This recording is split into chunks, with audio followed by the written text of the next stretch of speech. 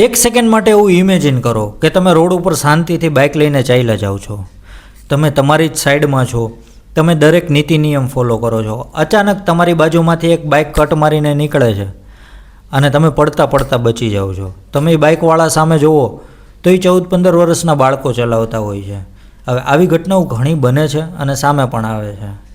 આવી ઘટનાઓ કેમ ન બને? કેમ કે આપણે અહીંયા બાળકોના હાથમાં ચાવી દેતી વખતે પેરેન્ટ્સ એવો ગર્વ લેતા હોય છે કે મારા દીકરાને અથવા મારી દીકરીને બાઇક ચલાવતા આવડી ગયું એ જ મહત્ત્વનું છે, બાકી બીજાનું જે થવું એ થાય. અને આવી માનસિકતાવાળા લોકોના લીધે જ નિર્દોષ માણસોનો ભોગ લેવાતો હોય છે. એક સર્વે પ્રમાણે જોઈને તો આપણા દેશમાં દર વર્ષે રોડ અકસ્માતમાં 1.5 લાખ લોકોના મૃત્યુ થાય છે. અને આ 1.5 લાખ લોકોમાં 90% લોકો એવા છે કે જે બીજાની ભૂલનો ભોગ બને છે. કરે કોક અને ભોગવે કોક, એવું થાય છે. આ ઇસ્યુ અત્યારે ઘણા લોકોને મોટો નહીં લાગતો હોય, પણ એમ જોવા જાય તો આટલું માણસો તો કોરોના કાળમાં કોરોનાના લીધે મૃત્યુ નહોતું થયું કે જેટલું દર વર્ષે આ રોડ અકસ્માતમાં માણસોના મૃત્યુ થાય છે. તમારું શું કહેવું છે એ મને કોમેન્ટ કરીને કહેજો.